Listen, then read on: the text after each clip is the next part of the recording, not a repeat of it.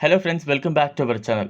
నామక్కల్లో నిలువెత్తు రూపంలో ఆంజనేయ స్వామి భక్తులతో పూజలను అందుకుంటున్నారు.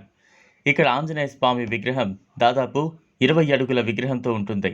అంతేకాదు ఈ హనుమాన్ ప్రత్యేకత ఏంటంటే స్వామి తనకు ఎదురుగా ఉన్న లక్ష్మీ నరసింహస్వామికి చేతులతో మొక్కుతున్నట్లుగా కనిపిస్తారు.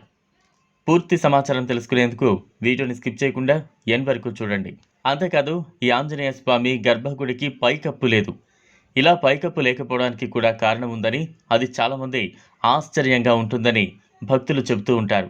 ఈ ఆలయంలోని హనుమాన్ విగ్రహం ఎత్తు రోజురోజుకు పెరుగుతోందని అంటారు.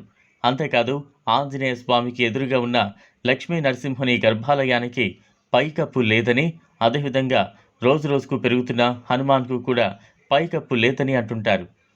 అయితే గతంలో చాలామంది అనేకసార్లు ఆలయానికి పైకప్పు వేయాలని ప్రయత్నాలు చేశారని, అయితే వేసిన పైకప్పు వేసినట్లుగానే కూలిపోయిందని చెబుతున్నారు ప్రధాన అర్చకులు.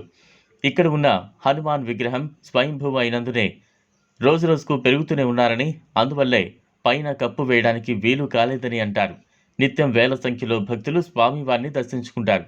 నామక్కల్ హనుమాన్ కరుణ ఉంటే శత్రుశేషం, గ్రహ దోషం వంటి సమస్యలు ఉండవని భక్తుల నమ్మకం.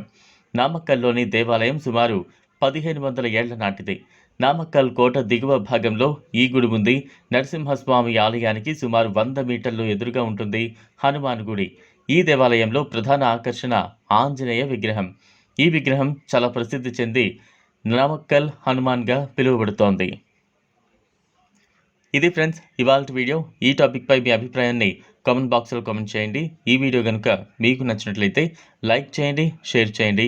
లేటెస్ట్ అప్డేట్స్ కోసం ఛానల్ను సబ్స్క్రైబ్ చేసుకోండి. Thanks for watching.